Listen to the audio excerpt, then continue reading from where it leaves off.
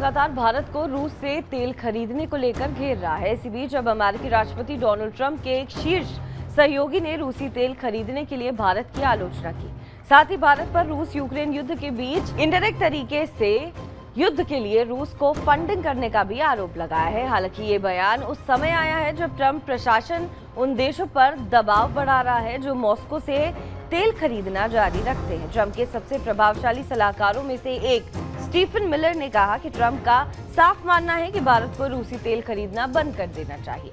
Miller ने Sunday morning futures पर कहा है कि उन्होंने ट्रंप से बहुत साफ कहा है कि भारत का रूस से तेल खरीद कर इस युद्ध को फंड करना जारी रखना स्वीकार्य नहीं है। ट्रंप के डेप्यूटी चीफ ऑफ स्टाफ रूस के साथ भारत के तेल व्यापार के पैमाने पर हैरान होंगे।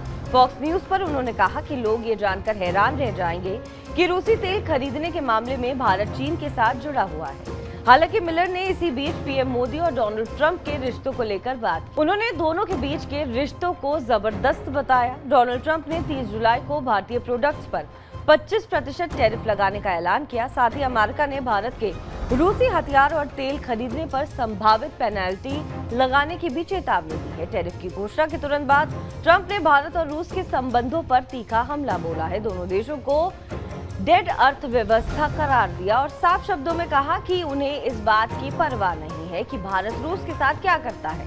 ट्रंप ने कहा कि वो उन सभी देशों से इंपोर्ट पर भारी टैरिफ लगाने पर विचार करेंगे जो रूस से तेल खरीदना जारी रखेंगे, बशर्ते रूस यूक्रेन के साथ शांति समझौते पर सहमत ना हो। वहीं अमेरिकी विदेश मंत्री मार्को रूबियो ने भी मॉस्को के साथ भारत के बढ़ते संबंधों की आलोचना की। उन्होंने भारत को एक रणनीतिक साझेदार बताया है, लेकिन कहा है कि रूस के साथ उसका चल रहा तेल व्यापार अमेरिका भारत संबंधों में झुंझलाहट की वजह है।